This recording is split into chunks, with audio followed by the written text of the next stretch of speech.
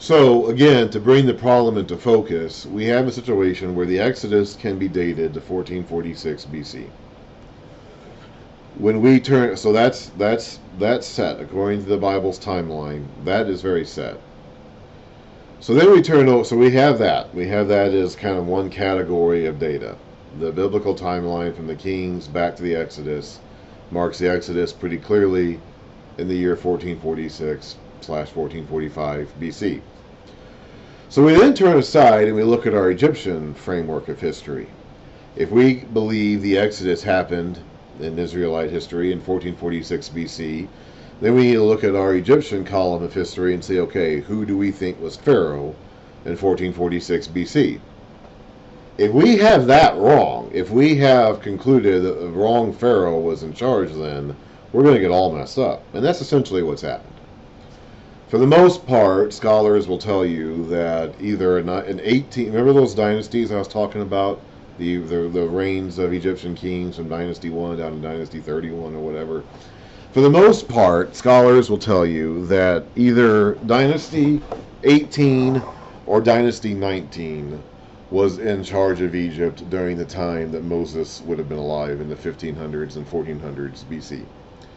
The standard Egyptian chronological framework that has been in use for 100 years plus. Is this right? Or is that just, I guess that's just the way it's. The standard Egyptian chronological framework that has been in use for the last 100 years plus has been that it was during the 1500s, 1400s BC, was during the New Kingdom period when the 18th and 19th dynasties were on the throne. Now this is actually completely incompatible with the picture of Egypt that is painted in the Bible of this time frame and then what happens afterwards. Because the 18th and 19th dynasties was during the New Kingdom period when Egypt was at its strength, was at its very powerful position, one of the most powerful positions in its history. So this is not during a time period when a group of foreigners is going to stage this mass exodus after, of course, a series of debilitating disasters in the land that cripples the army, actually ends up destroying the army in the Red Sea, and leaves Egypt hobbled for generations to come, while that runaway nation goes off and does its own thing in a separate land for several hundred years. You know, one of the things we have to realize in the history of the Bible is that after Moses and the Israelites leave Egypt, we don't hear from Egypt again for centuries. Okay, we don't hear about Egypt again. The next mention of Egypt actually is in the time of David, when David catches an Egyptian slave of an Amalekite and asks him, this is much later on, and asks him where a band of kidnappers are. At a certain point in David's life, he and his merry men, he and his fellow soldiers, his outlaw soldiers, were off doing something, leaving their wives and children unprotected back in their town, and a group of marauding soldiers came and took all their wives and children. So when David came back, he and his fellows had to go search for them to rescue them, and along the way they find an Egyptian slave and ask him where the band of kidnappers went with their wives and children. That's the next time we hear about Egypt. So during the entire period of the Judges, it's like there's a noticeable lack of mentions of Egypt. This is not a period of time when Israel's at its strongest either. The Judges period was not a strong period for Israel.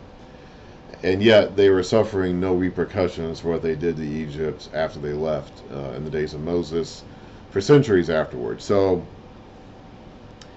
this would be totally incongruous with a powerful, mighty Egypt that is actively intervening in the affairs of foreign nations, which is what we see in the time of the New Kingdom during the 18th and 19th dynasties, which is when we have put, which we say those dynasties were in control during the time of Moses and following, which doesn't at all fit with what we see in the historical narrative of the Israelites. Again, though, so that's a problem. That's just a flat-out problem. Like, so one of these things has to be wrong. These things can't both be right. You can't have a powerful, strong Egypt with a powerful army and an ambitious Pharaoh who is actively intervening in the nations of in the affairs of foreign nations, at the same time that Moses and his people are leaving Egypt and leaving the army literally desolate, destroyed, and the Pharaoh in the Red Sea with a complete collapse of the government and the society left behind. Okay, these things cannot both be true at the same time. It's impossible. One of them has to be wrong. Of course, we, being us, humans being humans, assume the Bible is wrong. We just make that is simply the take position. We're always going to assume that. That is simply the position that we're always going to take because we want it to be wrong. Fundamentally, at the end of the day, we want the Bible to be wrong. We want there to be a reason that we don't have to believe in it any longer or don't have to pay attention to it any longer. Because if it's accurate, if Jesus Christ really is raised from the dead and is reigning as Lord somewhere in the heavens today, then fundamentally at some point we're all going to have to give an account to him for what we've done in our days on earth. And we don't want to do that. We don't want to believe that. So we'll find any avenue we can then to attack the Bible, to attack the entire edifice, the entire structure of the Bible, to find any reason possible for why we can get out from having to someday give an account of what we have done to the Lord of the universe. We don't want to contemplate that. That's something we just flat out do not want to be true.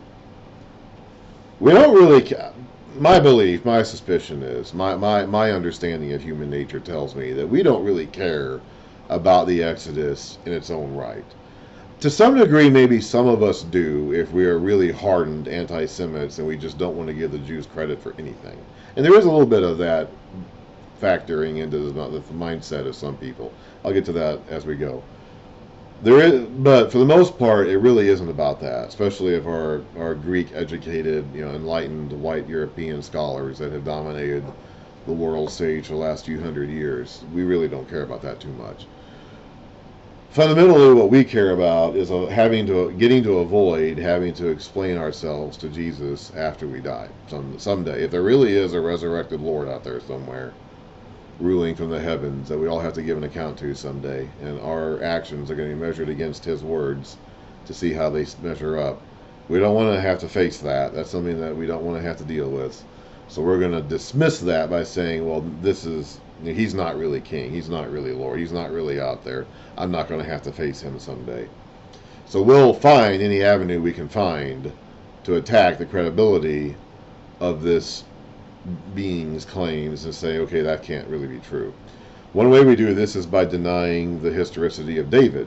Some people will do this by denying the existence of Jesus himself, although not too many people do that. That's not common, but some people will do that. Some people do it, very commonly will do it by denying the reality of David, who of course Jesus Christ is the son of David, is the model king for which Jesus is patterned after 1,000 years later. So we attack David, saying David wasn't real, so therefore Jesus Christ can't be the son of David. Or we attack the Exodus and just say the entire basis of Israel's history is not real. So nothing that came out of Israel was real. Again, there is a certain element of anti-Jewish, anti-Semitism at work here too. So that's just a human nature. If one of these things has to be wrong, if either our understanding of Egyptian history is wrong, or the Bible's timeline of the Exodus is wrong, if one of these two, and they can't both be right. Okay, they can't both be right. If one of these things has to be wrong, they could both be wrong. I mean, they could both be wrong, but they cannot both be right. But if one of these things has to be wrong, we're going to say that it's the Bible that's wrong. We're not going to say that it's our understanding of Egyptian history that's wrong. We're not going to do that. Okay, that's just not how human beings work. It never has been, and it never will be.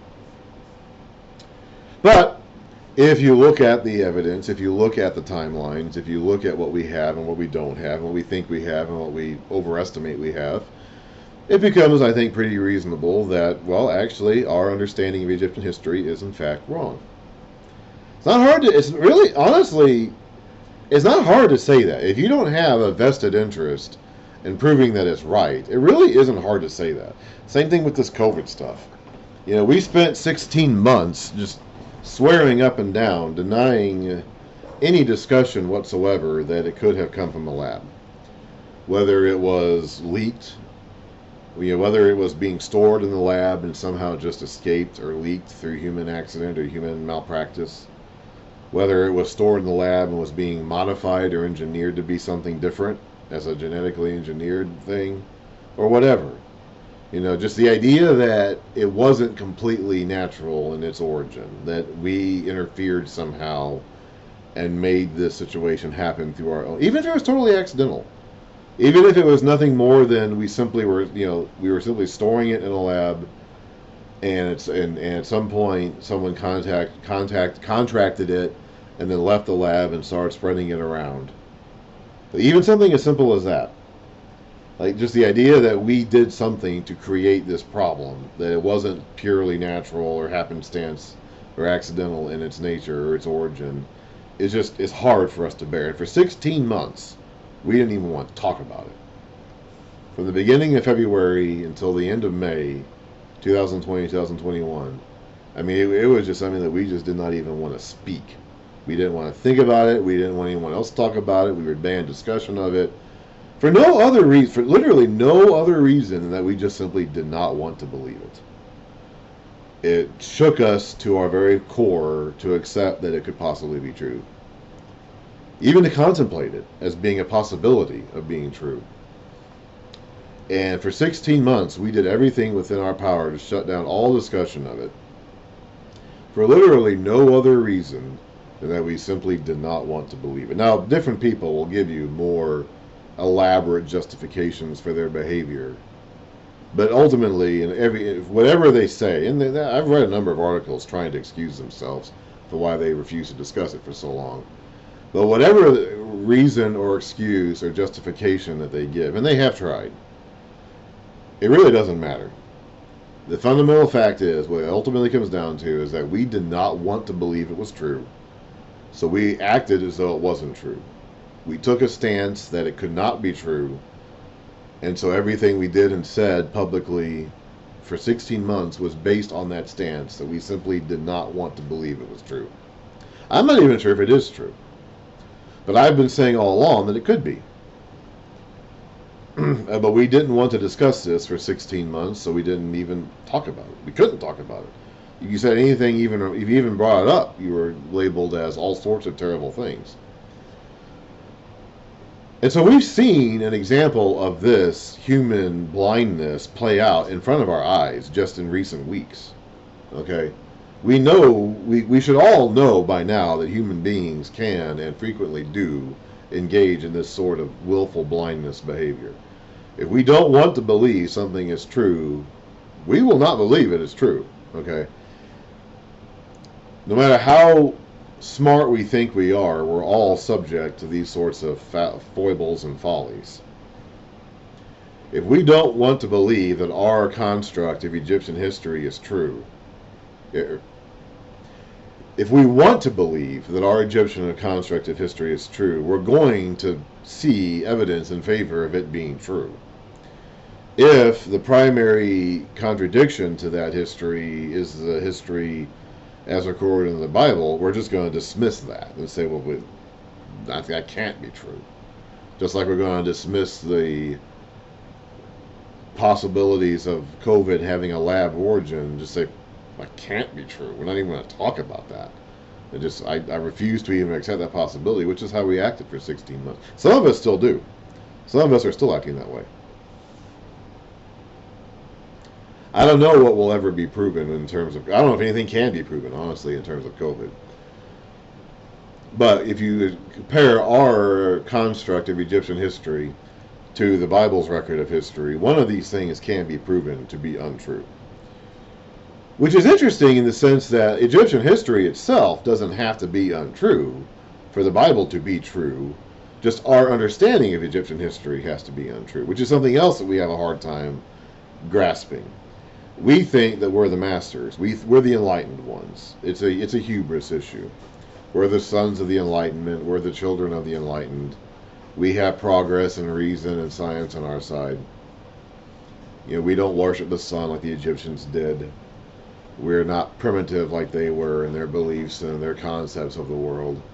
So we fundamentally believe that we're smarter than them. And we believe that we can put together a tighter and better timeline of their history than even they could. We believe that. Now, again, you won't find too many archaeologists or academics outright saying that, but it is something that we believe. We just fundamentally believe that. There is, again, a certain element of anti-Semitism here too.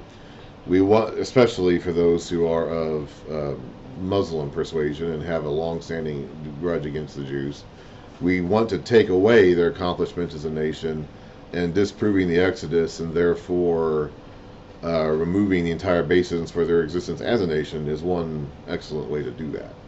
So there are plenty of human reasons why we choose to put our belief in and our faith in not just Egyptian history, but our construct of Egyptian history, rather than the history as recorded in the Bible, which is actually more in line with what we know from other cultures around, like Assyrian and Babylonian cultures.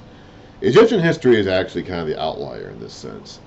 And this causes us a lot of problems because we base our entire chronology of the ancient world around Egyptian chronology.